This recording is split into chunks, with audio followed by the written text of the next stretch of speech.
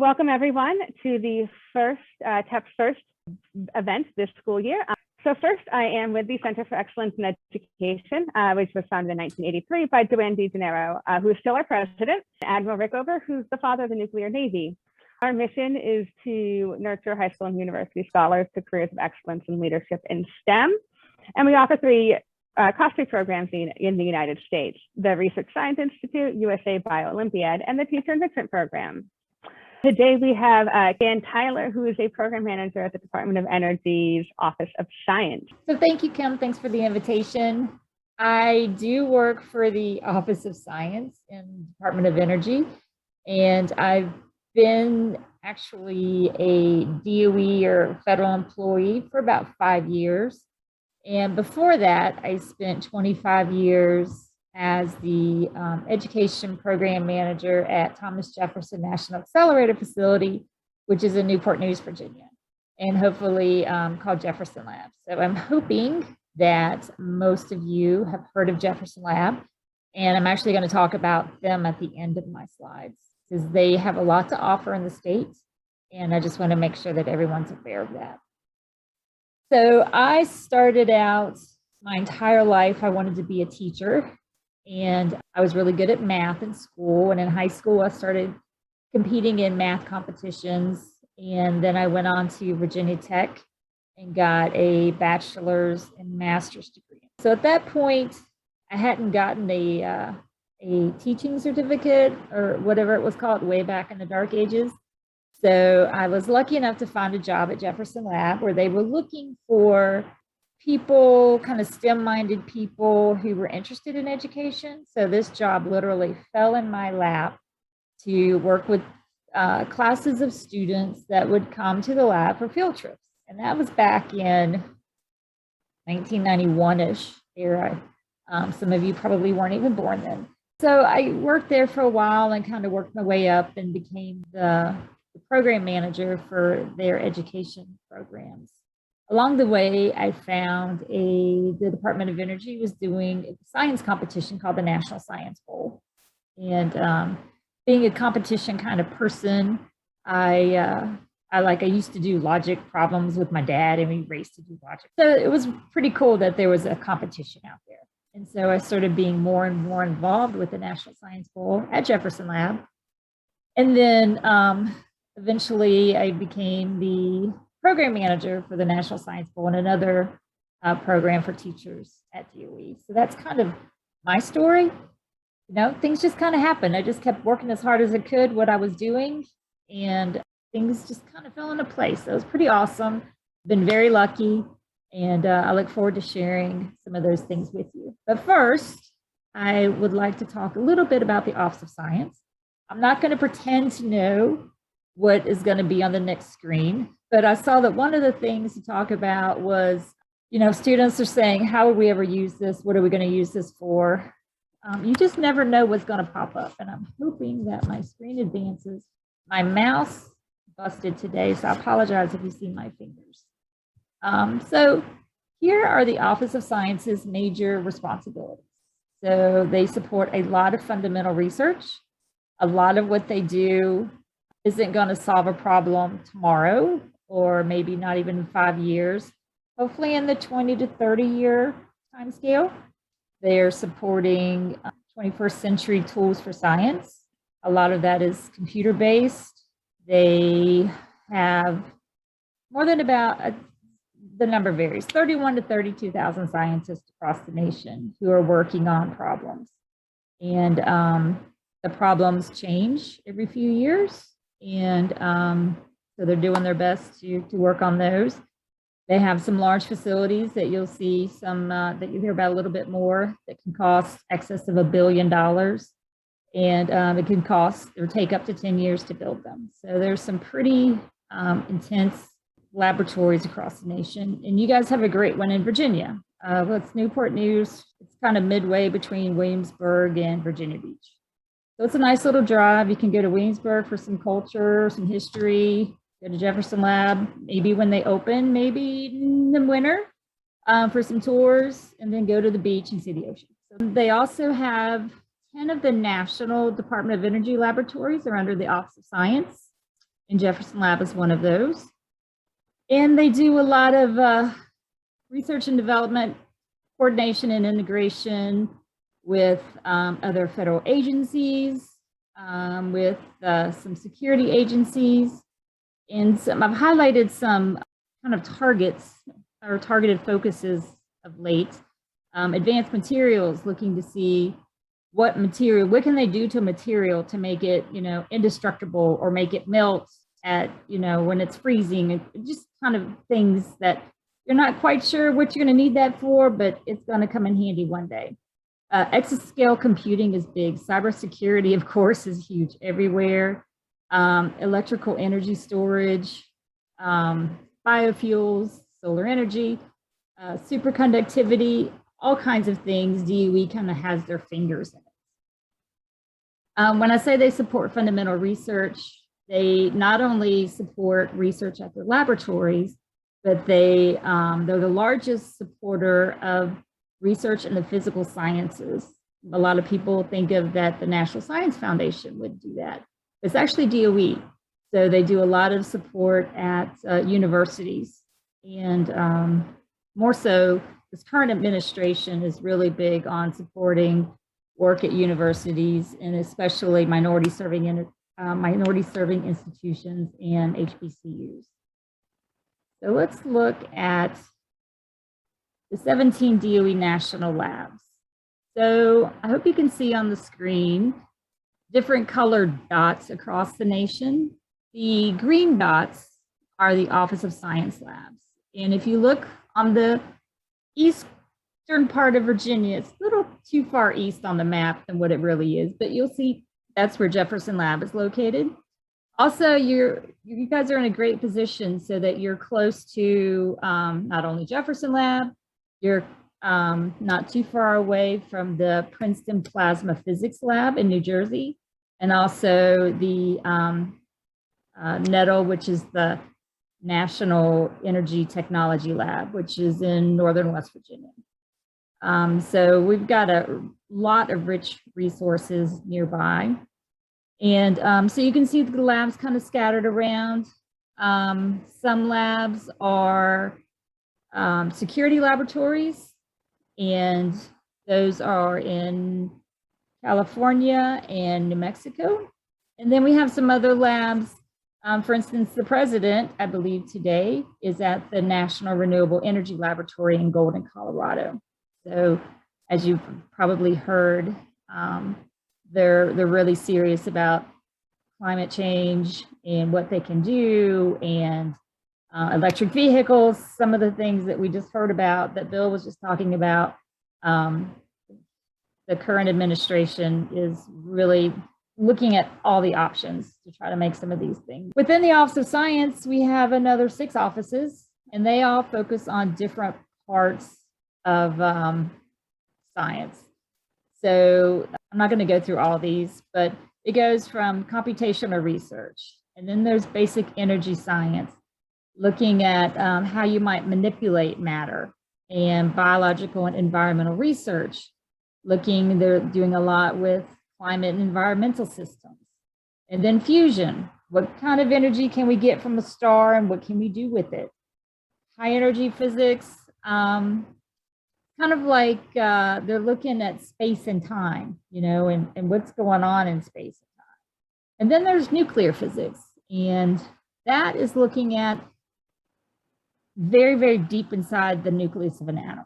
And Jefferson Lab, which is near you in Virginia, I keep going back to that, they're a nuclear physics lab, and they're trying to study how the quarks and gluons interact inside the nucleus. So again, I'm not going to try to pretend like I understand a lot of what they do, but there's a lot there. And you are in my way. I know you can't see what I'm talking about. Okay, but anyway, so on the DOE website, you can, so this is the computer one. So they've got different stories and articles you could read. And again, their mission is to discover, develop, and deploy computational and networking capability to analyze, model, simulate and predict complex phenomena important to DOE and the advancement of science. So each of those offices, they each have their own webpage. See an example there of the different web pages. And you could Google these or however you wanted to get there. So here I want to go back to, I'm so sorry. You never know how a mouse malfunction will affect your life. Okay, so this next page, you can see the graphic again of the United States and where the DOE labs are. And then our office, the Office of Workforce Development for Teachers and Scientists, internships for undergraduate students and faculty from small universities and also graduate students to spend 10 to 16 weeks at a national lab. So for instance, if I pick a program, so Science Undergraduate Laboratory Internship, SULI. So a student who is enrolled in college as an undergraduate student, freshman through senior, excuse me, can apply to SULI, and they can apply to spend 10 weeks of their summer at any national lab across the country. So if you have a undergraduate student who isn't quite sure what to major in, they're a freshman, maybe they would just want to look at the different labs and say, you know what, I've never been to Idaho. Let me see what they do, research that laboratory, and then they could apply to go there and do some research. Same thing all over the country. And on the other hand, some students might be interested in, say, fusion sciences, that maybe they go to a smaller school and that's just not really offered in one of their courses, or plasma science. And so they would want to apply to the Princeton Plasma Physics Lab, and they could go there, work with the scientists for 10 weeks, work on a project, and then kind of see where that takes them. The same thing works for students at community colleges. A lot of community college students stay closer to home, so but a lot of them can choose to go across the country. So I was just trying to think of an example. So speaking of the National Energy Renewable Lab that I was mentioning earlier, several community college students from Virginia went there and ended up transferring to the Colorado School of Mines, which is in Golden, Colorado, I believe. And now they're working actually at that laboratory. So it's risky for a student to go off on their own and live on their own. That's not like the comfort of their college friends. I know they do that when they graduate from high school to go to college, but there's some kind of, there's a big group of people. So I'm really proud of the students that choose to do this. So this summer, even though they didn't have to leave home because we're still virtual, we had about 1,100 students who worked on virtual research projects, which I'm really proud of the scientists across the country who have been working with these students and making real projects for them. After the community college program, we have visiting faculty program. So this is where a professor who doesn't quite know where to start to do research, who's at a smaller college, might connect with the scientist at a lab, and then they can take 1 or 2 students with them to go to a lab for the summer. And then graduate students can do the same thing. So I mentioned this to you all, that if you have a student who is really interested in science, if you just kind of think about these opportunities for them once they're in college, it's hard for them to get these opportunities when they're in high school. But when they go to college, it's important for them to try to get some hands-on experience. And so for your math and science students, it's a good thing for them to do. So if you ever get that opportunity. This is kind of the same thing. And again, the same thing, but I want to talk about 2 other programs that you all might be more interested in for today, your current students. And that's the National Science Bowl and the Albert Einstein Distinguished Educator Fellowship. So the Albert Einstein Distinguished Educator Program or Fellowship is where teachers like yourselves would apply to come to Washington, D.C. for 11 months. So you would take the school year off and you would work for a federal agency, and you would learn about the roles of federal agencies in STEM education. And while you're there, they need the teachers' voices. Your voice carries a lot in Washington, D.C., and federal agencies like DOE, like myself, we're trying to, do things, make a difference for students. But we don't really, we think we know what we know, but we don't know what we don't know. And so, but you do know, because you're in the classroom every single day and you know these things. So the federal agencies need your voice so that they can allocate any funding that they have that's directed at STEM education and use it appropriately and in the best way. And this program gives you a seat at the table to voice your concerns, give your advice. And so you would be together with a small cohort of, 12 to 18 teachers or so on. You're invited to all kinds of opportunities around Washington, D.C. And it's a great experience for 11 months. And you can search Einstein Fellows on Google. The application for this program is actually open now, and it closes in mid-November. And we'll have some webinars and things hosted by, what you're looking at is a photo of last year's fellows. And a lot of last year's fellows will be hosting webinars on their experiences that they had while they were in DC. And of course, we'll have other former fellows as well. And again, these fellows were all virtual last year, but they all really made a difference, because we're all still working. And it's just incredible to see what the teachers have done over the past 25, 30 years that have been in this program. And in addition to federal agencies, 6 of these fellows work in congressional offices. And so they help write bills, they help, they'll talk to constituents about problems and try to work with them together to solve some problems. So there are just a lot of really neat opportunities for you out there. I mentioned the National Science Bowl before. And I think you guys are all like in the Harrisonburg area. Do I understand that? I don't know. Tell me if I'm wrong. But anyway, so Jefferson Lab hosts one of the regional competitions for the National Science Bowl. And Harrisonburg High School went for years. So, and I don't know if they still do or not. So it's middle schools and high schools can compete in middle and high school competitions. And in Virginia, the high school competition is always the first Saturday in February, and the middle school competition is always the first Saturday in March.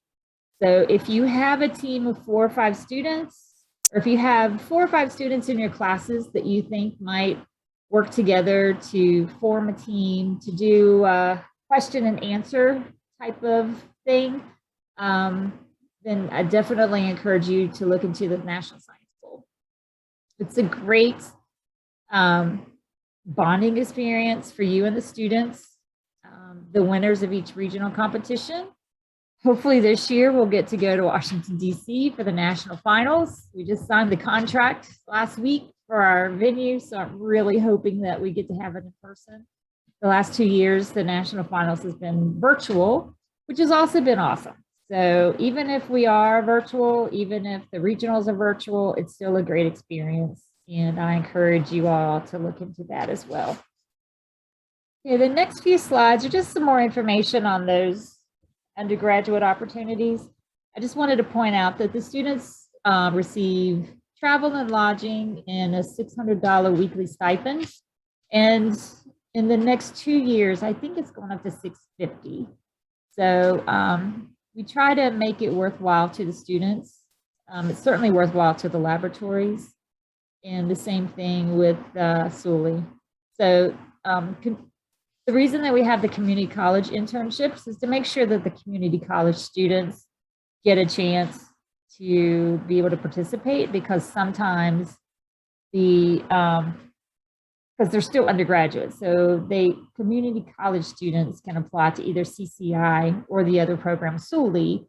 But if they apply to CCI, they might, their application is definitely going to be looked at, because we want to make sure that these are important students who are going to make a difference, either if they just go into a technology field or if they switch schools and decide to get their undergraduate degree.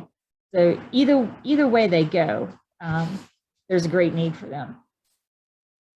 So for the next 4 slides, I'm almost done here. Just wanted to talk a little bit about specific Jefferson Lab programs. So these are the undergraduate students at Jefferson Lab from 2019.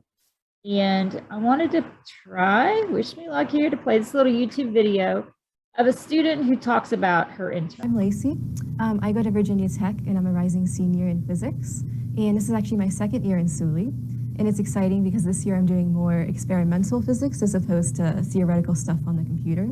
And I found that that's definitely what I'm a little bit better at than more theoretical stuff. I like doing more hands-on stuff. So I'm working with Pashupati. He's a staff scientist in the test lab, and he spends most of his time in the vertical testing area.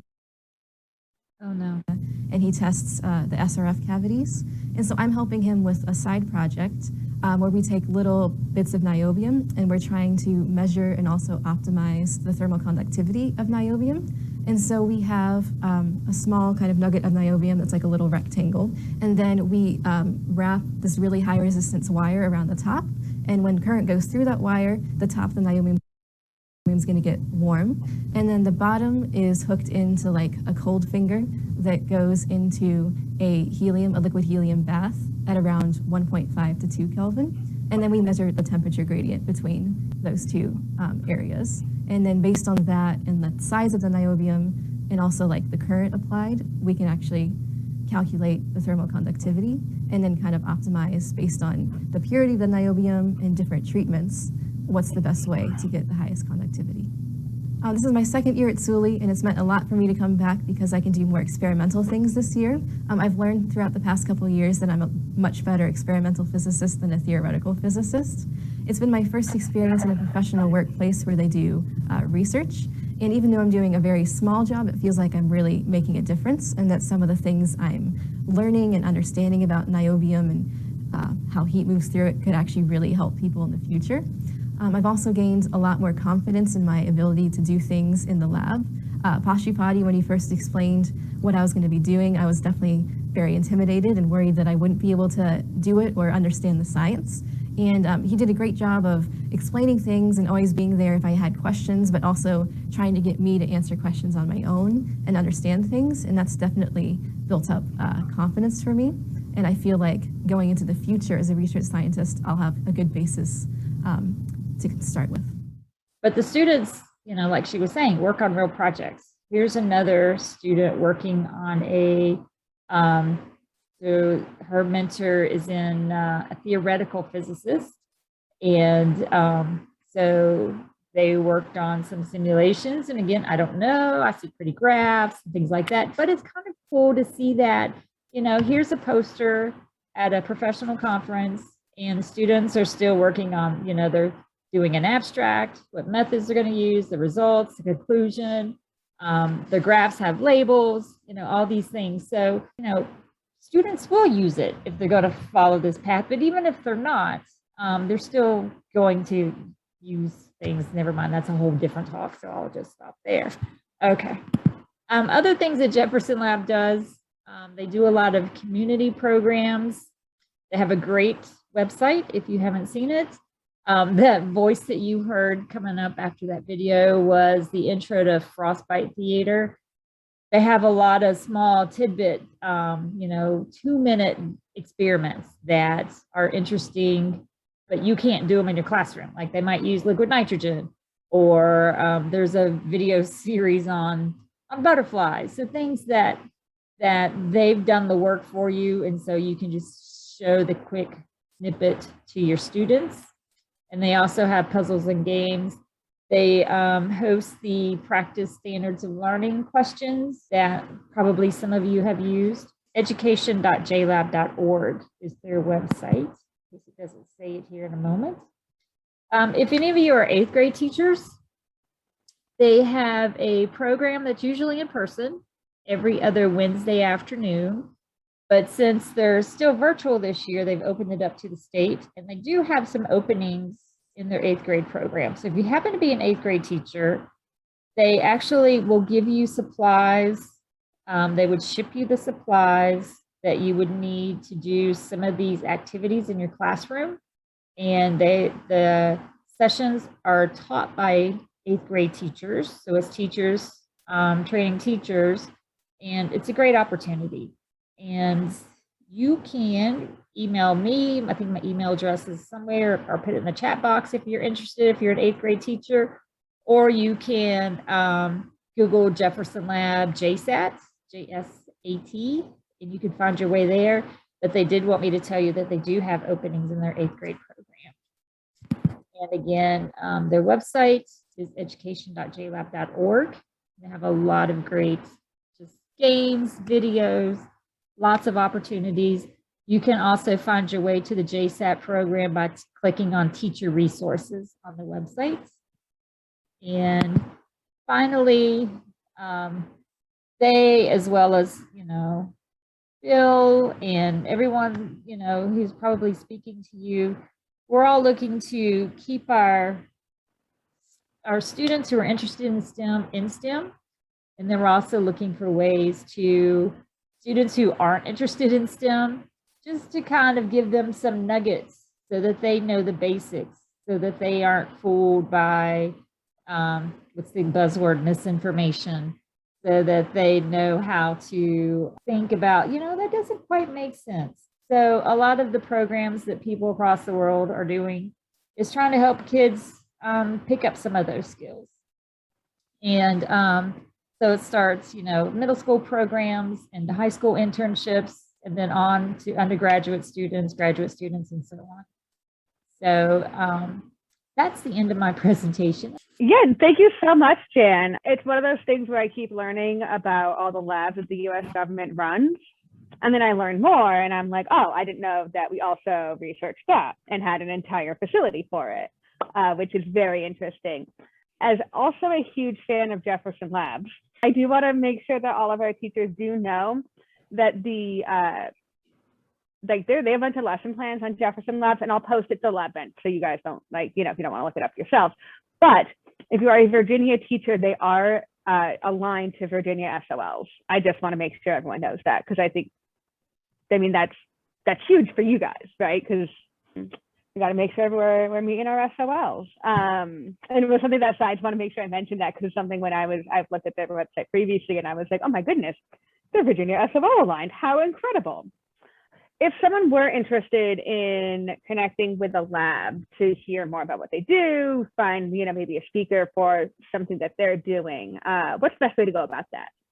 I'd say if you have an interest in, laboratory has what we call a laboratory education director. So there's a key education person at each national lab. Awesome. That's really exciting. And I think especially, and certainly something I've learned with, the full switch to virtual, which sometimes I don't love, but it is really interesting to be able to connect people across the country virtually. So you can hear something a little bit different. I'm stunned at the stuff that I feel like I'm constantly stunned by, what we're able to accomplish and what people do. Thank our sponsors, and we are sponsored by the Akamai Technologies, Amazon, Amgen Foundation, the Arnold and Kate Jen Charitable Foundation, BAE, Claude Charitable Foundation, Gilead Sciences, Illumina Foundation, Jack Kent Cook Foundation, Jacobs Engineering, Janssen Pharmaceuticals, Lockheed Martin, May Family Foundation, Psychmedics Corporation, Spark Therapeutics, TC Energy, the Virginia Department of Higher Education, Vulcan Materials, and WestRock. And I just also realized that Commonwealth of Virginia as well. So good luck this school year. You'll be hearing from me in terms of just events that have happened and upcoming events that we are doing. And certainly please get in touch with me if you're ever looking for resources, you need a speaker, you just want to talk to someone because you have a question about classroom content. I know a lot of scientists who would be very, very excited to talk to you and tell you all about something. So I hope everyone has a wonderful evening. Thank you so much for joining us, and we'll be in touch.